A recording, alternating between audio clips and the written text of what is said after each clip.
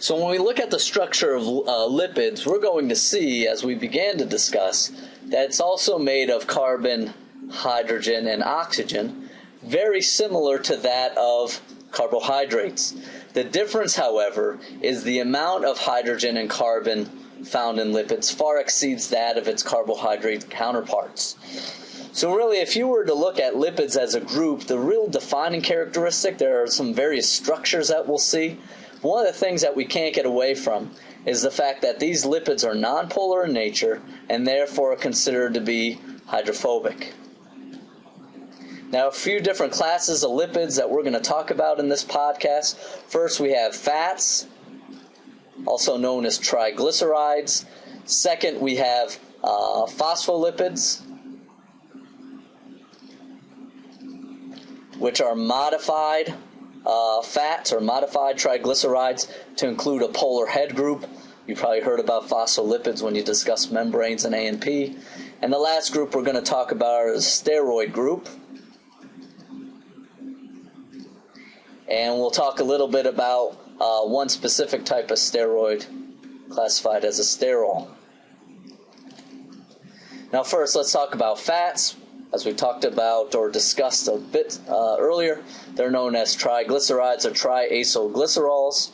First of all, they're formed by bonding a 3-carbon glycerol with 3 fatty acids. Now, before I show you an image of that, can anyone tell me what functional groups you think are going to be present in a molecule like glycerol ending in OL?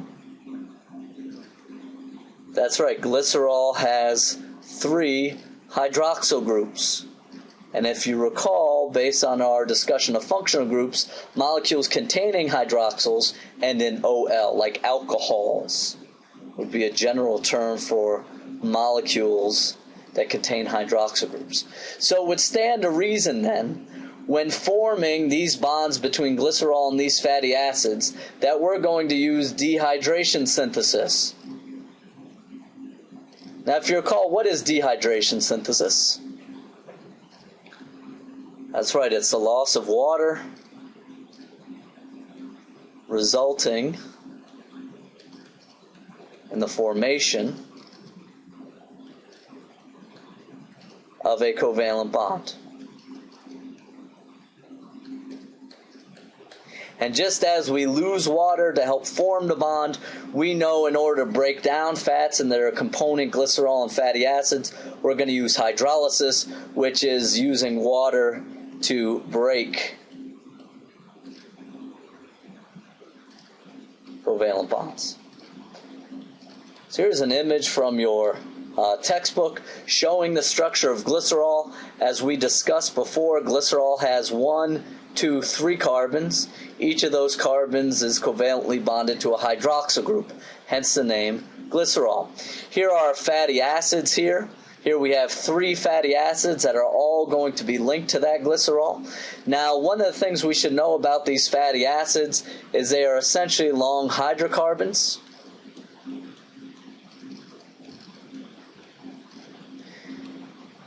While they can vary in carbon, the number of carbons, typically we're going to have an even number of carbons in the chain, and the typical length is anywhere between 16 and 18 carbons. Now, if you look closely at these fatty acids, here we see a bunch of repeating CH2 units. In this example, there are 17 repeating CH2 units. And then we have this functional group here. What is the name of that functional group? That's right. It's a carboxyl group. So now if we start to think about how are we going to form this covalent bond, we're going to use dehydration synthesis. So here we have a hydrogen from the hydroxyl. We have the OH group of a carboxyl, each of which is lost as a water. Here we have 3 waters, resulting in a covalent bond called an ester linkage. So one of the important parts of this chapter is we should know the names of the covalent bonds used to link these individual units together. If you remember, in a carbohydrate, we had a glycosidic linkage. Here's the second type of covalent bond here. This is called an ester linkage. So now what we can see is we have these long tails of many, many carbons that are linked together to the simple 3-carbon sugar. And if you look on the outsides here, the bulk of the molecules are these carbon-hydrogen covalent bonds, which we know to be nonpolar. So the vast majority, the overwhelming majority of the molecule is going to be hydrophobic, which is really one of the hallmarks of triglycerides. Now, when we start to look a little bit closer at these fatty acids, we have to realize that not all these fatty acid hydrocarbon chains are created equally. Certainly, there are going to be a group that are considered to be saturated. In the saturated fatty acid, we have a series of carbon-carbon single covalent bonds. So if you think about it, due to the presence of all of these carbon-carbon single bonds, every carbon is saturated with the full amount of hydrogens. So every carbon in the middle will have 2 hydrogens attached. That terminal carbon will have 3 hydrogens attached. And due to the nature of the carbon-carbon single covalent bond, saturated fatty acids are linear in their arrangement. And because they are linear, they tend to be highly organized. And this organization leads to these saturated fatty acids being a solid at room temperature. I'll show you an example of that in a minute. Now, the other type of fatty acid we'll see are unsaturated fatty acids. They contain 1 or more carbon-carbon double bonds. Here's an example of a saturated fatty acid called stearic acid.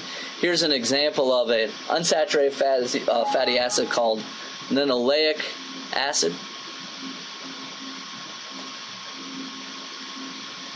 You notice here the presence of all of these single covalent bonds between the carbons gives stearic acid this nice linear arrangement. However, the presence of a double bond, here is an example, here are 2 carbon-carbon double bonds in linoleic acid. We can see the presence of each double bond results in a kink of that tail. So no longer do we have this linear chain, we have the chain that has the straight line arrangement, and the introduction of the kinks causes it to fold. And because it has that kink, we're going to see that these types of fatty acids don't stack very easily. So where do we find high amounts of saturated fatty acids? Animal fat is a great example. So here is animal fat, otherwise known as beef fat. We know beef fat is high in stearic acid. Therefore, as a result, it has a melting point of about 70 degrees Celsius. And when you consider then that the average room temperature is somewhere around 25 degrees Celsius, it makes sense that animal fat is solid at room temperature. Now, if you want to transition that fat from the solid to the liquid state, we know we have to raise temperatures above 70 degrees Celsius. So here's a nice example of a frying pan. Here the fat is oozing out, if you will, of that meat. And we can see when you're cooking or frying that hamburger, we could see the fat is in its liquid state. And the reason is simply because the temperature is above the melting point. But as now the fat cools and the hamburger cools in that same pan, and as we drop below 70 degrees, we can see that fat becomes highly organized. And as it organizes, it transitions back to that solid state. So we've all done this before. You don't clean up after yourself. You come back a few hours later, and now what you see is that white fat that represents the solid state. Now, when you start to look at vegetable fats and you start to look at the double bonds present there, we know olive oil has a high amount of oleic acid. Oleic acid is a mono unsaturated fatty acid, has a single double bond, and because it has that single double bond, it has a melting point of about 16 degrees Celsius. Now, if we were to look at another unsaturated fatty acid, linoleic acid, we could see the presence of 2 double covalent bonds. And because of the presence of double covalent bonds, it's even less organized at room temperature. It has a melting point of -5 degrees Celsius. So you can see each additional double bond really affects the melting point here.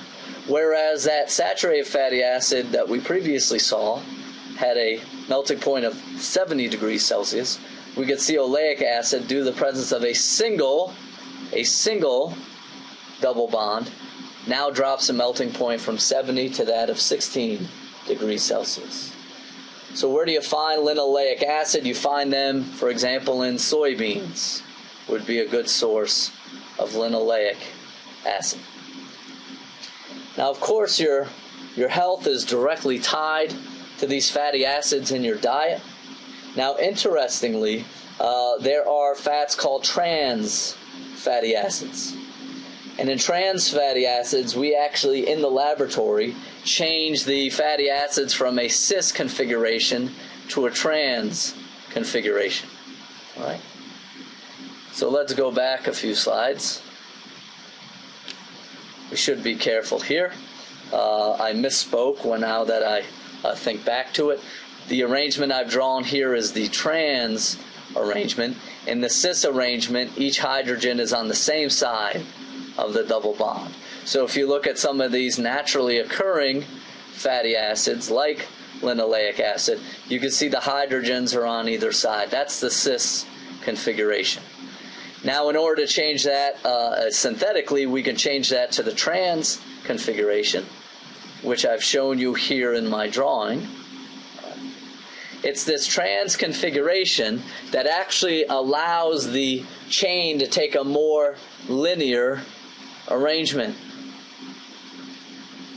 And because it has the ability to take a more linear arrangement, the trans fats are actually have a much higher melting point.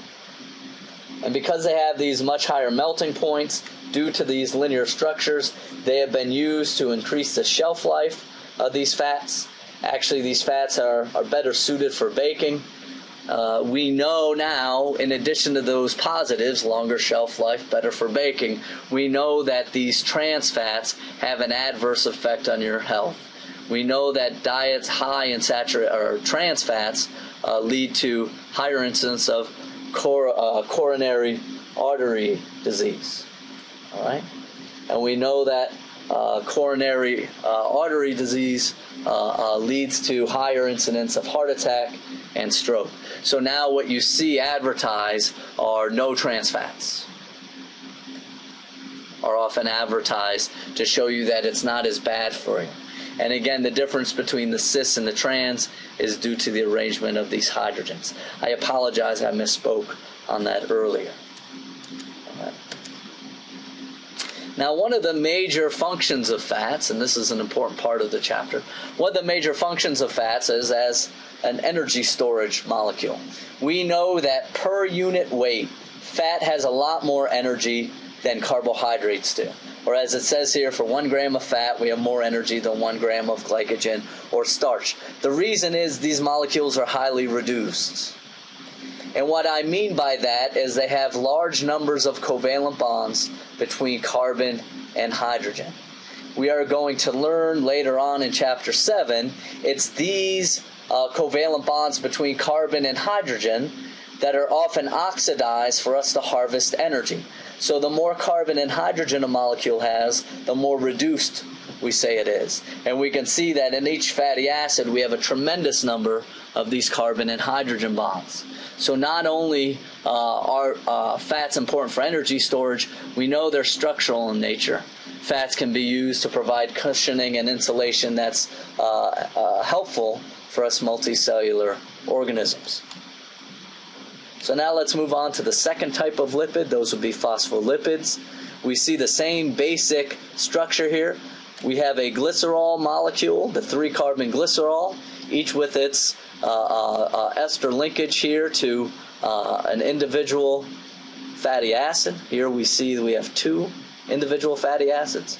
However, that 3rd carbon has been modified to have a specialized charged group, not only containing a charged nitrogen, but we see a phosphate group here. We know that a charged molecule is certainly hydrophilic, with this being no exception. So when you look at these two fatty acids that tend to be hydrophobic, and when you take into account the presence of a hydrophilic head group, we often talk about phospholipids being amphipathic, having both a hydrophilic head group and two hydrophobic tails. Now, the fact that it's amphipathic we know is useful in forming a bilayer for all membranes. We know that the hydrophobic part of these molecules are going to tend to bury themselves in the center of a membrane. The polar head groups are going to tend to flank either side, and that makes a lot of sense because we know cells are bathed in water. We know that the inside of a cell consists of water. So the amphipathic nature of phospholipids allow them to arrange themselves as a bilayer. The last lipid that we'll talk about today is a steroid. Structurally, this is very different than the two we've seen previously. In this case, every steroid has a characteristic 4 interconnected rings made of carbon. Of course, these are not very water-soluble, just as most lipids are not. And one example of a steroid we'll see today is cholesterol. Now, if you had to take a guess, what functional group would you find associated with a cholesterol molecule? That's right, due to the presence of that OL, we know that hydroxyl will be a key structural component of a cholesterol molecule. We are going to see tiny differences in the location and the identity of these functional groups are going to have a great impact on the biological properties of these steroids. We're going to talk about the differences between estrogen and testosterone is simply the position of some different functional groups. So here's cholesterol. First thing I want to point out is the reason it's a steroid is 1, 2, 3, 4 fused carbon rings. We could see cholesterol has a hydroxyl group, hence it ends in OL here at that carbon. If you look at the majority of cholesterol, however, you see the vast majority is clearly nonpolar, containing many bonds between carbon and hydrogen. Therefore, it holds that this is a lipid that's largely hydrophobic. Now, it turns out, as you learned in A&P, that cholesterol is a precursor for the sex hormones, that being estrogen and testosterone. We could see these are both steroids as well due to the presence of the 4 fused rings. We could see it's slightly modified from cholesterol, right? We could see that long hydrocarbon chain present here in cholesterol is no longer present in the sex hormones here. We could see it's been replaced by a hydroxyl group. Another difference that we'll see between cholesterol and estrogen and testosterone is the presence of double bonds within the ring. Here we can see estrogen has a presence of 2 adjacent double bonds. We often can call those conjugated. You'll learn about that in organic chemistry. All right, where we see cholesterol lacks that distribution of double bonds. We could also see the double bonds differ here in testosterone. We could see that the presence of that double bond has simply flip-flopped from that part of the ring to this part of the ring. So what makes estrogen and testosterone so different? The answer is in the functional groups. What functional group have I circled here in testosterone? That's right, it's a carbonyl group. Whereas here we see at the same position in estrogen, we have the presence of a hydroxyl group. So there's differences in double bonding, differences in the functional group at this position. We also have an additional functional group here in testosterone. Does anyone remember the name of that? That's right, that's a methyl group. So the presence of a methyl group at this position of the ring, conversely, estrogen lacks that methyl group, makes testosterone behave differently at the cellular level than estrogen. And it's the difference between the distribution of these functional groups that give testosterone in males their maleness, if you will. The deepening of the voice, distribution of body hair. We can see here in the cardinal, the insertion of pigment in the fur appears to be directly related to the presence of those different functional groups. So again, to repeat, Lipids are hydrophobic and nonpolar in nature. There are three different types. You have fats, you have phospholipids, you have steroids. Each serves a different structure and function within the